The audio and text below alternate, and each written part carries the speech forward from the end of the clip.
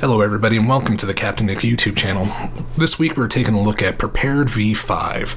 Prepar3d V5 was launched on April 14th, 2020. Most of us had no idea it was coming until about a week before they announced that it was coming out, and it kind of took everybody by surprise. Some of the new features with that they improved on in here is they switched to DX12 graphics. They've added some true sky clouds and atmospheric effects.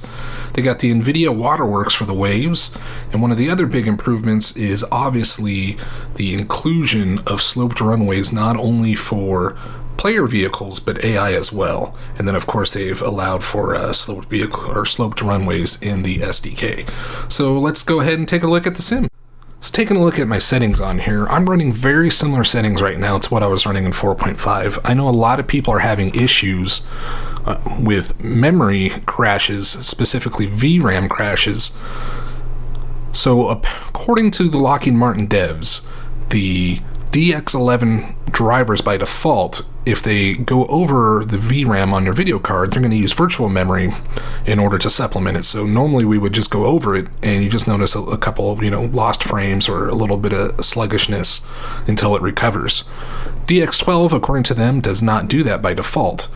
So a lot of people are running a lot of settings, probably higher settings than they really should be, and whereas 4.5 was kind of helping them and masking the issue, DX12 is not, and so they're crashing. So my crash right now is if I do 4096 textures versus 2048, I can get 4096 to run sometimes. It's like 50-50 when I boot it up. I can do 100% of the time if I do the 2048 texture. So I'm just switching back and forth. It's not a huge difference in visual clarity between them, but obviously we would all like to run a little bit higher settings. Going to like the water and everything, I've been leaving it at medium. Everything else is pretty similar to what I was running in 4.5, except I am running with the beta atmospheric effects, the true sky, all the time because it is absolutely gorgeous. Let's take a look. So the atmospheric effects are pretty damn amazing, not gonna lie. Using the little weather or time and date deal here, just kind of scrolling around, you can kind of see the differences in atmosphere going from nighttime to daytime to, the golden hour. The clouds are phenomenal looking, not gonna lie. Downside, apparently you can only draw one layer right now. It is a beta, it is in works. You can default back to the standard prepared clouds. For some reason, these clouds actually work better on my system than the old prepared clouds. So I'm using these for the time being. Hopefully Active Sky comes through. They're working on a patch or upgrade or whatever to make this work. I know Rex, I believe, has already had their V5 come out. I'm not sure if it works with the True Sky portion of it, but at the very least it's going to help you out with the normal ones as far as real-time weather goes. But as you can see, it is absolutely gorgeous, the atmospheric effects. I'm in love with it, not gonna lie. It is absolutely something that I just kind of sit and stare at every single time I fly. I imagine everyone else who has it turned on is probably doing the same as well. So next up, let's talk about the Nvidia Waterworks.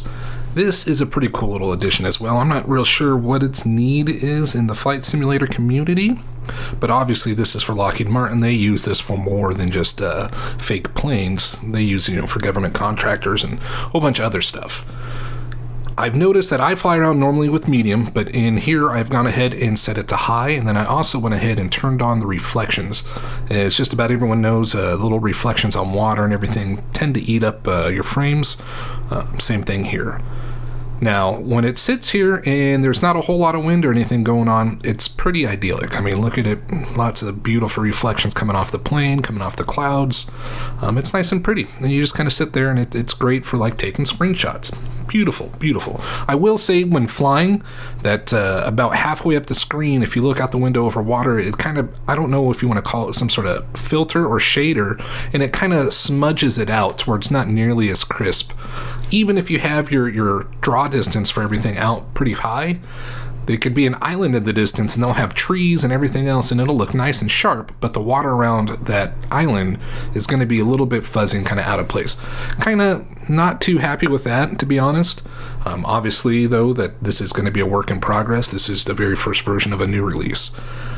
in order to get the best out of the Waterworks, what you really need is some wind. So we'll go ahead and I changed the weather on here to the thunderstorm. And as you can see, it's an immediate change to the way things are done on here. We go from absolutely no little waves, just kind of little ripples, to smaller waves. And as we get going, we're going to encounter some major little waves on here. It's pretty scary, to be honest, as you kind of fly around in and above these things. They kind of look like they're going to reach out and touch you.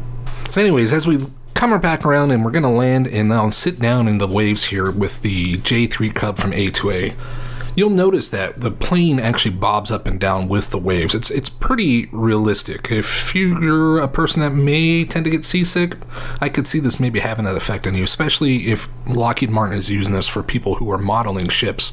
I know back in the FSX days there was a lot of ships, and on here I could see that kind of being kind of fun to throw those out and just kind of puddle around in some of the storms.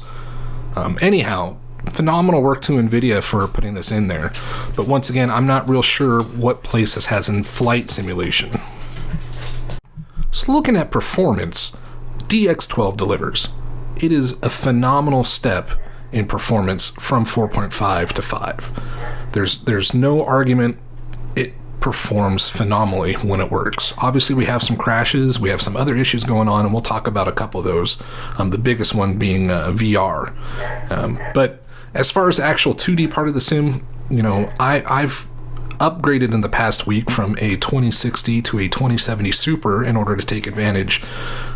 We all wanted a sim that could offload a bunch of stuff to the graphics card, and here we got it, and now everyone's complaining. Truth be told, I think it's running pretty damn good. I'm getting a solid frame rate. Everything looks pretty sharp. You just got to play with your settings a little bit in order to keep it just be a little bit more realistic. Like I was talking about earlier, coming from 4.5, if you have, you know, a 1060, 3 gig, chances are you are not going to run the same settings in 5 that you would in 4.5. And that's okay. Times move on. It's time to move on too. If you have good hardware, it's definitely going to take advantage of it, which is a positive. Negative is obviously VR. I've been flying in VR for the past 6 or 7 months, which is why I have not been making a lot of videos. But VR is broken as far as the Windows Media mixed reality headsets go. They've released 2 small patches, and it has definitely made the issue better. I can tell you the frame rate in the headset is absolutely pegging 90 frames per second on my system. It is hyper smooth if you keep your head straight.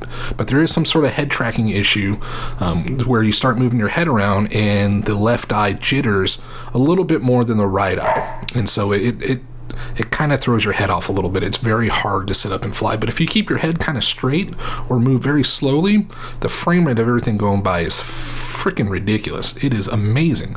Once they fix this, VR is going to be the thing to go to in this simulator, I believe. X-Plane, it's pretty good in VR, not gonna lie. I still prefer 4.5 versus X-Plane in VR, and I believe I'm gonna greatly prefer 5 in VR over X-Plane. Looking forward to the patches. There's some other stuff that they're in the works. Lockheed Martin has talked about releasing a patch next week. That would be the week after. It's April 24th when I'm doing this, so whatever the week is after that. Doing some fixes as far as VRAM usage and everything else. But right now, when the sim runs, it runs phenomenal. Kudos to you, Lockheed Martin. You gave us exactly what we wanted. For me, the biggest issue in recommending this to anyone who has 4.5 is looking to upgrade is the Godhand, is what I'm calling it. And I'm going to put a link or a little card here at the video right now as to what I'm talking about. Basically, it happens completely random where you're about a mile, maybe 2 miles out from final, and God comes down and just smashes your plane into the ground. You definitely need to have damage and everything like that turned off, otherwise you are totally hosed. If you're flying on VATSIM or another network online and this happens to you, it's a bad day. Lockheed Martin has stated that they're working on a fix and it should be available in the very first hot fix. Once again, like I said, this is kind of my biggest pet peeve with it. It's completely random. There's just no recreating it. You could do 5 or 6 flights and it'll be okay, and the next flight it kills you. So just be aware if you're looking to upgrade. My final thoughts are that version 5 is actually a great platform to build on. They've got a lot of things right. They've got some stuff they need to work on, of course, but as far as the improvements in performance and just the ability to fly, it's a much better feeling flying at the much higher frame rate that you get in the X12 versus what you got in 4.5. And I had 4.5 dialed down pretty damn good.